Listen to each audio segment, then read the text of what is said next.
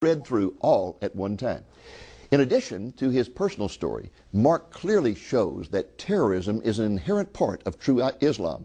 And in the process, he clearly proves that Islam is anything but a religion of peace. The book is easy to read. It will open your eyes to the truth about Islam. You will come to understand that we are really not in a war against terrorism. Rather, our war is with fundamentalist Islam. Terror is the method of our enemy. Terror is not the enemy. To get a copy of this book, give us a call at the number you see on the screen. The book can be yours for a donation of $15 or more, including the cost of shipping. One reviewer wrote, "Given Gabriel's background as a former Muslim professor of Islamic history, this book is a bombshell because it is so authoritative. Here we have a former insider of Islam who knows the true connections between Islam and jihad, the Muslim faith, and terrorism. He is politically incorrect because he does not play the game of saying that the terrorists are the extremists, fanatics, but rather shows that the terrorists are true followers of their religion." Another reviewer wrote, "What most struck me about this book is the love he has for Muslims and his fellow countrymen. This is not a book that bashes Muslims or Islam. It's a book that invites the reader to fully understand Islam and what the Quran really teaches in context." Folks, this is a definite must-read. Get ready to take a lot of notes. Again, you can get a copy by calling the number on the screen and making a donation of $15 or more.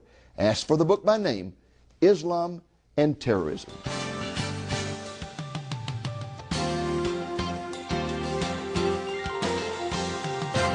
Now, you were telling us that you were arrested by the secret police of the Egyptian government for simply questioning some of the principles of Islam. What happened to you after that arrest?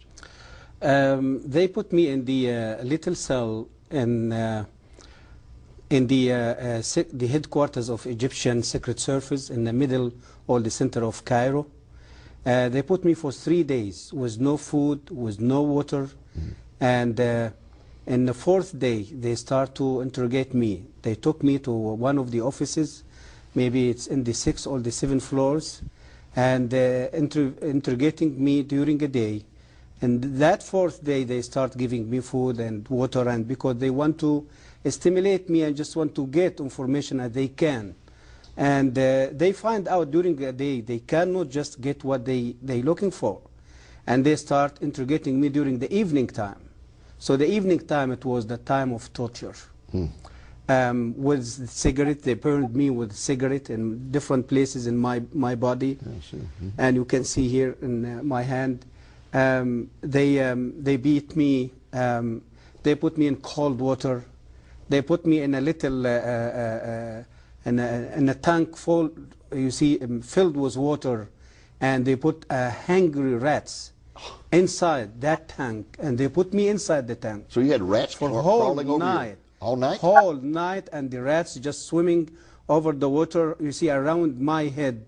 And did the rats bite you? No, no, at all. This is like Daniel in the lion's den. And the next day they took me out, and I was just surprised that I'm still alive. But I don't know what is the next. So, and after that they put me in a little cell with a vicious, hungry dog. And when they put me in a room and they closed the door, and I sit in the middle of the room, and I was thinking that I'm going to be beaten by the dog. Dog, it will eat me. It will. So, but I was surprised when I found the dog. He just came and sitting in my right hand side. In fact, he licked you on the ear, didn't he? And he licked me in my ears.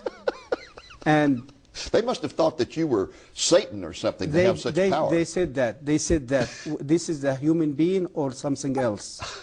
They wasn't really. They believe that there is some spirit or some. So at that point, didn't they decide to just turn you over to some guys in a cell and tell them that you had renounced Islam and let them kill you? Yeah. So this is the understanding that I've been questioned by professors at the university. I've been fired by the university. To them, means this guy, he's just out of Islam now. He's convert now. In fact, they wanted to find out what missionary had converted you, didn't they? Exactly. And you hadn't been converted. Exactly. No, I have no idea about Christianity in that time. Yes. About Christ. I never even discussed Christianity.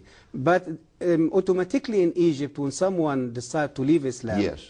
they will accuse him automatically that he became under pressure from church or some Christian and he converted to Well, Christianity. how in the world did you get out of that situation without losing your life? I was crying before the God who was created me in that time. I wasn't know who is. Yes. After 15 days, my uncle, he was working as the vice president of Egyptian parliament.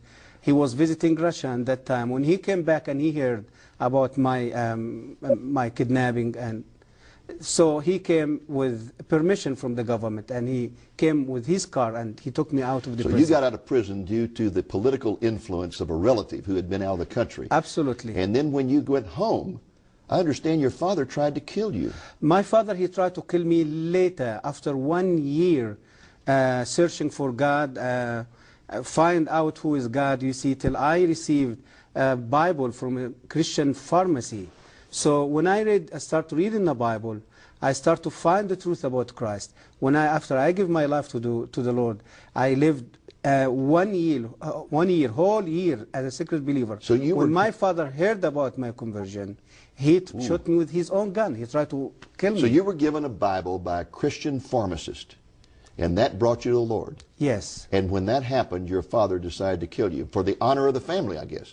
Because, yeah, he just felt there is a shame going to be over him and all the life, or the family, even the community. And so he shot at you several times and all the bullets missed. No one bullet missed me, about maybe 5, 6 bullets. I understand that your sister finally got your passport, got you out of the country, and where did you go? When my father, he just shot me and tried to kill me, I was running away from his face, and I went to my sister, and in my sister's house, I put the whole situation in front of the Lord, and the Lord showed me to get out of Egypt in the same evening, same day.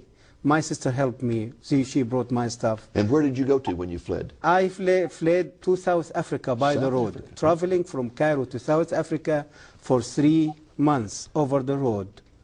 And I was the first Egyptian who did overland journey between Cairo and Johannesburg the trip take almost 3 months. Okay, and so then you get to South Africa, and did you meet some Christians there?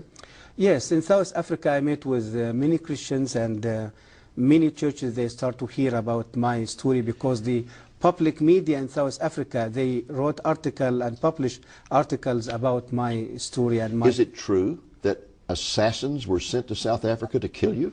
Absolutely. In South Africa, especially after I wrote my first book in South Africa, and my activity became very well known, and Muslim community, they felt they threatened by my activity there, and by this book was released there in Johannesburg in 1996, and they tried to end my life there few times. This religion of peace, just because you question Islam, this religion of peace kidnaps you, tortures you, tries to kill you, and even sends assassins to kill you in South Africa. Yeah. That's some religion of peace, isn't it? Yeah, this is how the world really been deceived by the media, by the world media, the secular media, by Islam. It's not religion of peace. Well, Mark, we're going to pause again here, folks, and we'll be back with you in just a moment. Are you receiving the Lamplighter magazine? If not, then give us a call and request your free subscription today. Every other month, you can look forward to relevant, biblical, and captivating articles.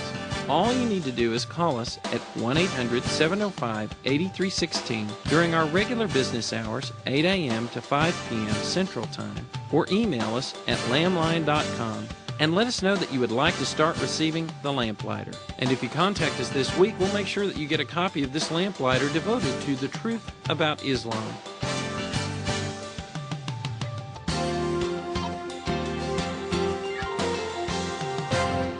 Okay, folks, let's just take a moment to summarize. Mark was a professor of Islamic history at Al-Azhar University in Cairo, and he was also serving as a Muslim imam, the equivalent of a pastor of a mosque, when he would openly question some things about Islam. He was immediately arrested. He was tortured for several weeks, and when he was finally released and went home, his own father tried to kill him. You were finally able to escape to South Africa, Mark. Yes. And tell us, When you arrived in South Africa, you said you met some Christian friends. In fact, I think you lived with a Christian family for a while. Yes. But let's just back up for a moment, because I know you became a Christian before you left Egypt. Egypt, yes. What appealed to you about Christianity?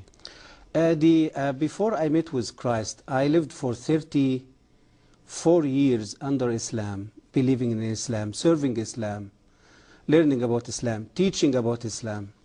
And I lived another year without faith after I find myself a